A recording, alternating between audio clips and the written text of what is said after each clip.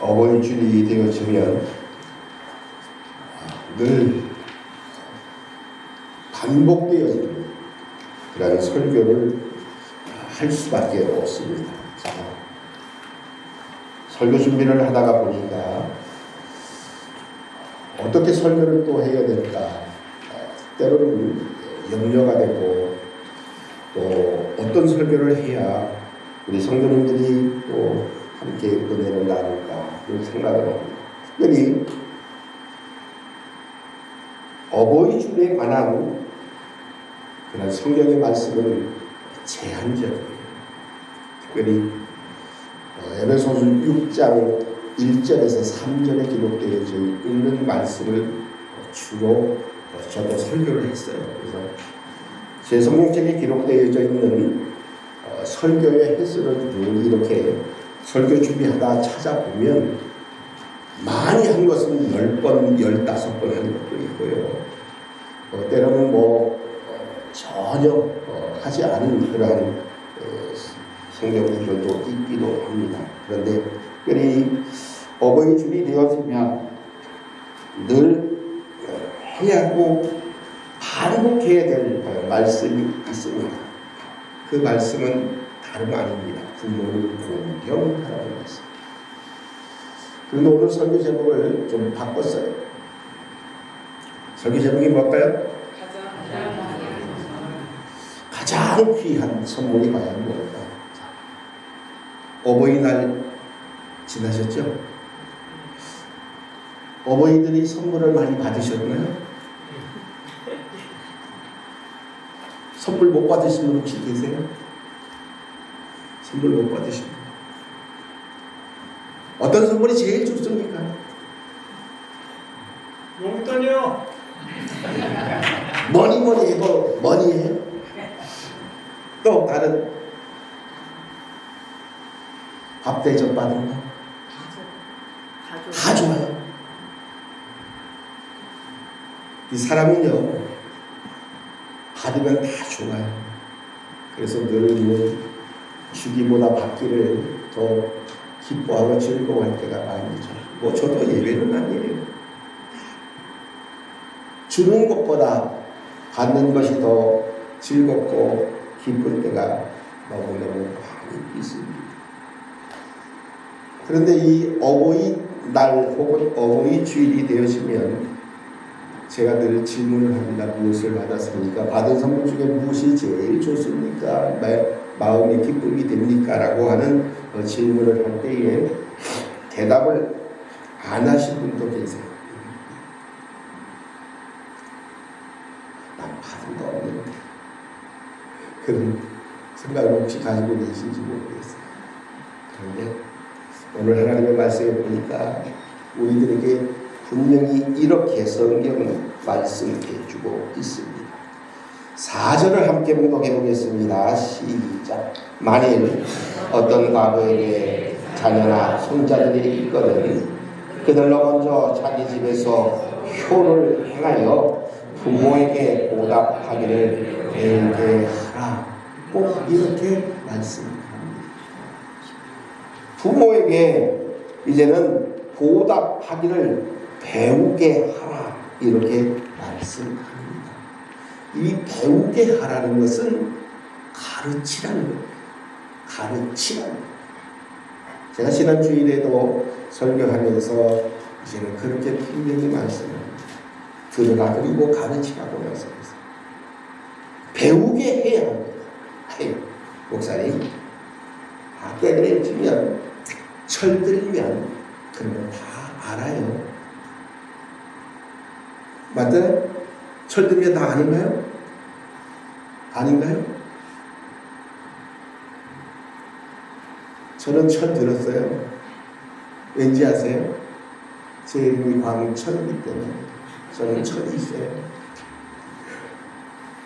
철 들면 다 알아서 그렇지 않아요. 가르쳐요. 배우게 해요. 제가 성경을 통해서 여러 가지 많은 말씀들을 이제 부모에 관한 성경 구절을 여기저기서 찾아봤습니다. 디모데전서 5장에 말씀합니다. 부모에게 보답하기를 오늘 배우게 하라고 오늘 본문은 말씀합니다. 골로새서 3장 20절에 말씀합니다. 모든 일에 부모에게 순종하라고 말씀합니다. 에베소서 6장 1절에서 3절에 말씀합니다. 너희 부모를 주 안에서 순종하라고 말씀합니다. 그 순종의 결과는 내가 땅에서 잘 되고 장수하겠다고 하는 그러한 약속의 말씀입니다. 주님께 20장에 말씀합니다. 내 부모를 공경하라. 그리하면 내 하나님께서 내게 준 땅에서 네 생명이 길 것이라고 약속해 주시고 있습니다. 레위기 19장 13절에 말씀합니다. 너희 각 사람은 부모를 경외하라고 말씀하고 있습니다. 신명기 27장에 말씀하기를 그 부모를 경홀히 여기는 자는 이라고 하면서 아주 무서운 이런 경고의 말씀도 해 주시고 있습니다. 잠언 23장에 말씀합니다. 이제 분명히 말씀하고 있습니다. 내 부모를 즐겁게 하며 너는 이제는 그 부모로 하여금 마음을 기쁘게 하라. 이렇게 성경에는 수많은 그런 하나님의 말씀을 통해서 부모를 공경하고 또한 순종하고 또한 존대하고 경외하고 더 나아가서 경히 여기지 말라고 이렇게 분명히 말씀하고 계심을 보게 됩니다. 우리가 잘 아는 10계명 가운데서도 10계명 가운데에 1번서부터 4번까지는 하나님에 대한 그러한 계명이지만 5번째부터 10번째까지 가장 우선 나오는 것이 뭐냐 하면 내 부모를 공경하라 이렇게 말씀하고 계십니다. 부모 공경이 얼마나 중요한지를 보여주는 그러한 분명한 말씀이 아닌가 생각되었습니다. 자, 그러면 이렇게 부모를 공경하고 또 순종하고 경외하고 더 나아가서 그 모든 일들이 해야 할 일인데 어떻게 그러면 우리는 구체적으로 효를 행할 수 있을까라고 성경은 말씀해 주고 있습니다. 성경을 한번 찾겠습니다. 신약성경 에베소서 6장을 한번 찾아보겠습니다. 조금 넘기면 바로 앞에 에베소서 6장의 말씀이 나옵니다. 에베소서 6장 1절에서 3절까지 말씀, 제 성경은 316쪽에 있습니다. 찾으셨으면 함께 봉독합니다.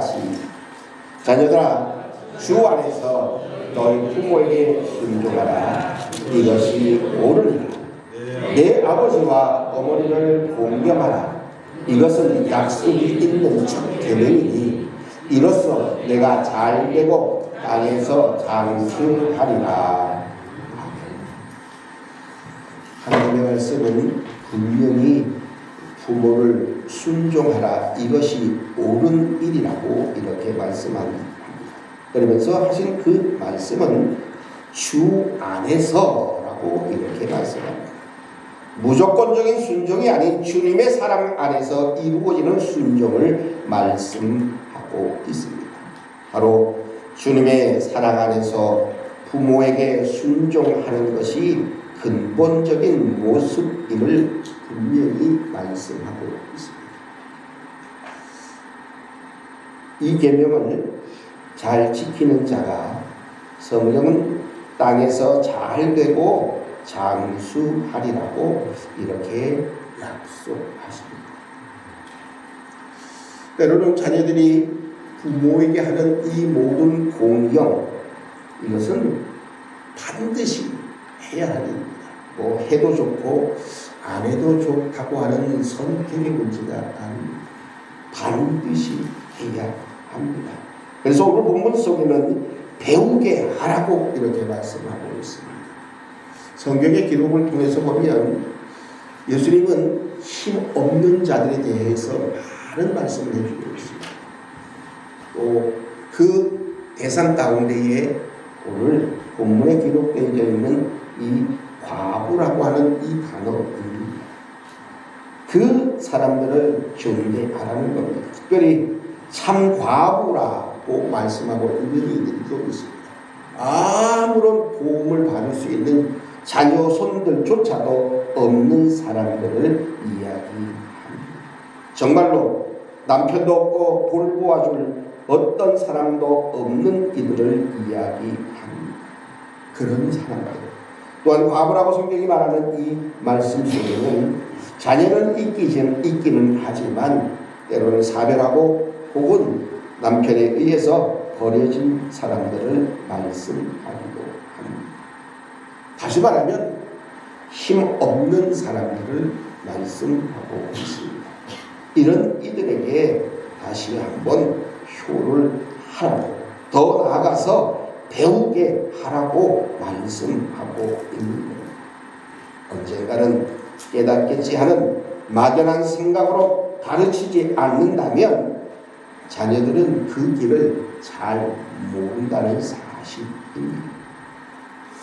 부모의 생일을 챙기고 때로는 좋아하는 용돈도 드리고 때로는 부모가 안부를 수시로 묻는 등 효를 행해야 하는 구체적인 방법도 우리는 가르쳐야 한다는 말씀입니다. 대접을 받고 혹은 무언가를 얻기 위해서가 아니라는 것. 그것은 다름 아닌 오늘 말씀 그대로 이제는 자녀들이 이 땅에서 잘 되고 장수하게 복을 누리게 하기 위한 부모의 역할이고 사랑의 수고이며 자녀들에게 줄 수 있는 가장 귀한 선물이 되어지기 때문에 그렇다는 것입니다. 자녀들에게 주신 가장 귀한 것이 뭘까요? 뭘 가장 자녀들에게 주고 싶어요? 자녀들에게 주고 싶은 가장 좋은 선물이 뭘까요? 뭘 주시기를 원하셔요? 믿음. 네. 또 다른 거 없어요? 믿음 주면 다 되는 거예요? 믿음만 드시겠어요?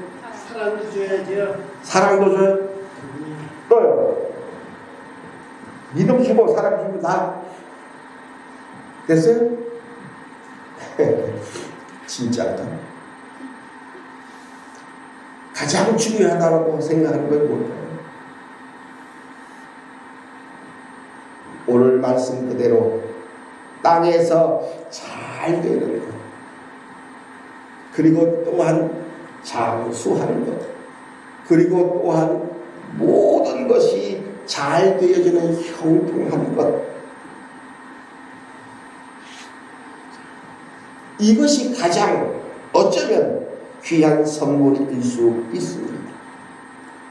오늘 본문의 그대로 참 과부의 자녀나 손자들 뿐만 아니라 우리도 들어야 될 권면이 다름 아닌 바로 효를 행할 수 있도록 가르쳐야 한다는 것입니다.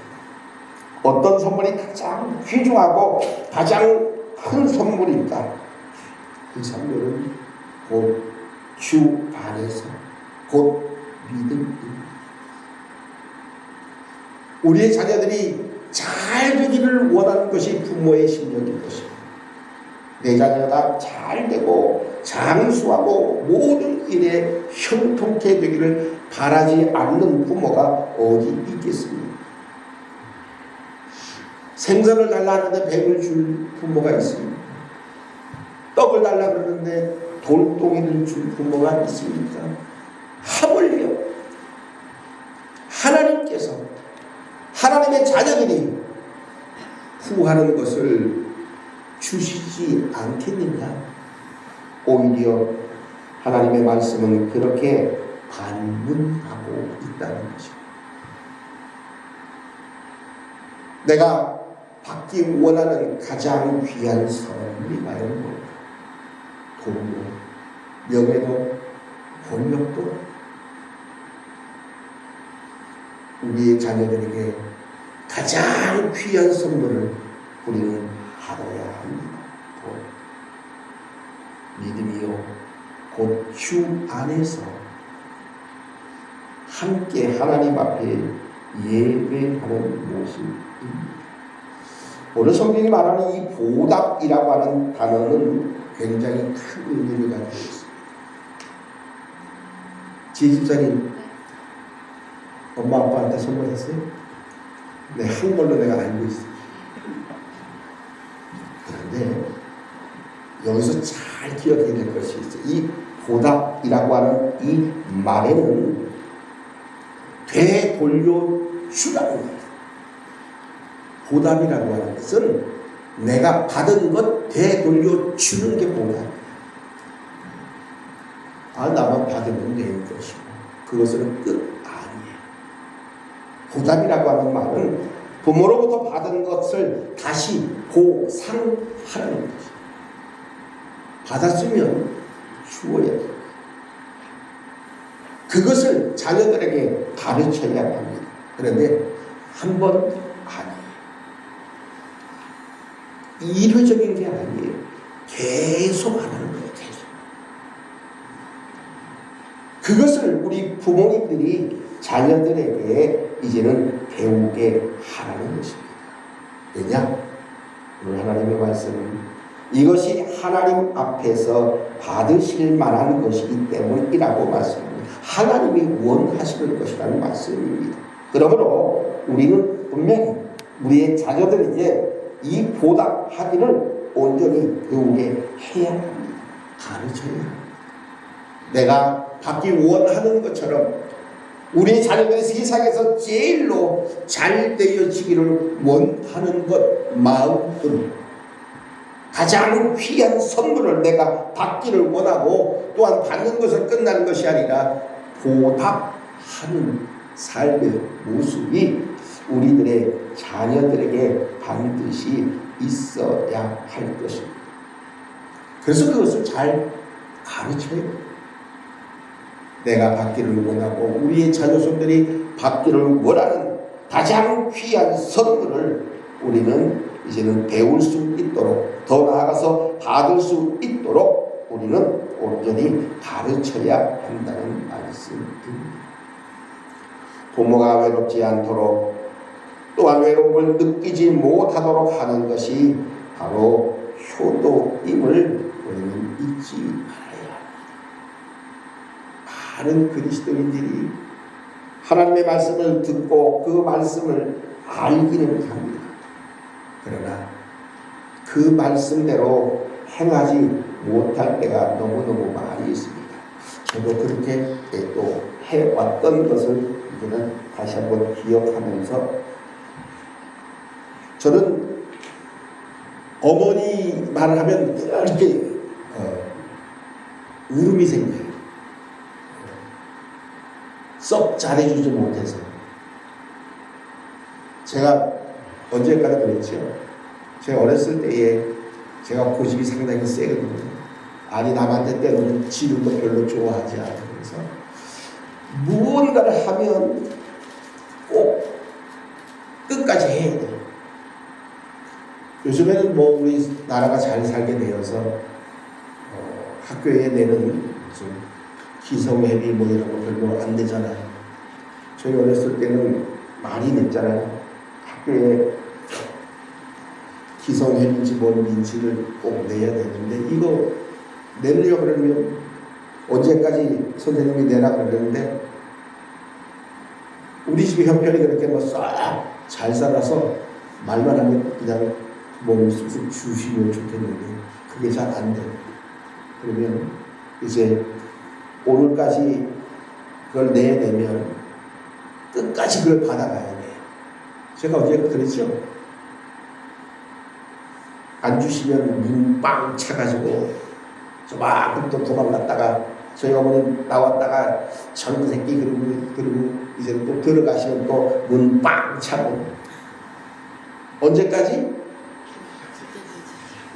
주실 때까지 한 번, 두 번이 아니라 계속 반복하는 거예요.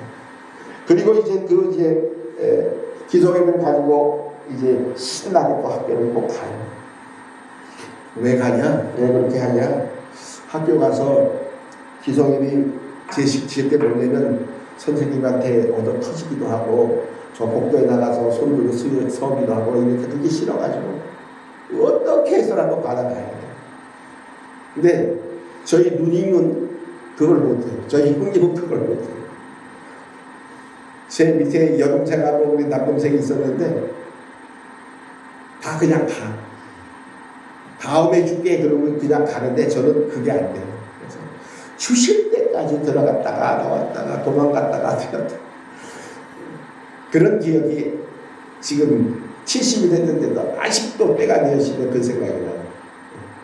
그래서 참 잘 가지 못했어요.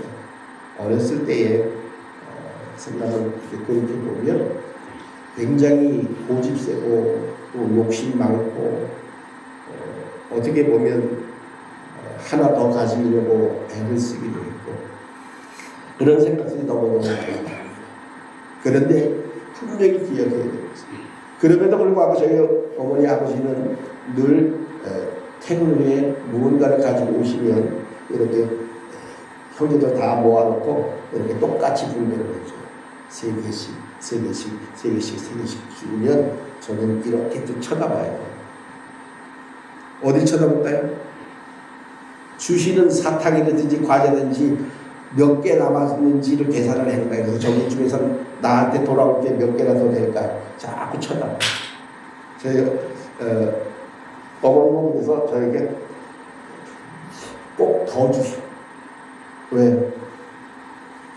안 주시면 계속 쳐다봅니다. 말은 안 해도 그냥 무언의 압력을 넣고서 계속 쳐다봅니다. 그러면 옛다 그러면서 미운 놈 뭐 준다고요? 에? 미운 놈 뭐 주면 어떻게 한다고요? 미운 놈 떡 하나 더 준다고 얘기하잖아요. 근데 믿지는 않겠지만 저는 그냥 안 주면 끝까지 앉아있으니까 줄 때까지 앉아있으니까 에휴 이 모습이요 성경에 있어요. 불의한 재판관이 바로 그런 일들을 했어요. 과부가 하나님 앞에 기도하는 모습이 거기에 있어요. 얼마나 재판관이 귀찮았으면 저 과부가 얼마나 귀찮았으면 그래 아유 먹고 떨어져 죽어버리는 응답해줘. 뭐 해야 되느냐? 끝까지 기도해야 돼. 언제까지? 주실 때까지. 그게 기도의 모습이고 그 모습이 우리 그리스도인들의 모습이에요. 그 모습은 오늘 본문에 기록되어 있는 말씀 그대로 배우게 해야 합니다. 우리의 자녀손들이 진실로 하나님께서 약속해 주신 그 축복의 약속을 받을 수 있게 배우게 해요. 다시 말하면 가르쳐야 해요. 내가 받으려고 하는 내가 그렇게 가르침으로 인해서 우리 자녀손들이 정말로 땅에서 잘 되고 장수의 복을 받은 그런 삶을 살게 하려면 우리는 우리 자녀들에게 이제는 부모에게 효를 행하여 부모에게 보답하기를 배우게 하는 삶의 모습이 우리들에게 반드시 있어야 할 것이라는 말씀입니다. 오늘 이수목 성도님 세례를 오늘 하는데 잠깐만 우리 자녀들 손 들어보세요.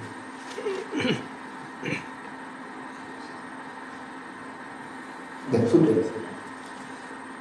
제가 지금 목회하면서 세례 받는다고 자녀들이 온 중에서 제일 많이 오셨어요.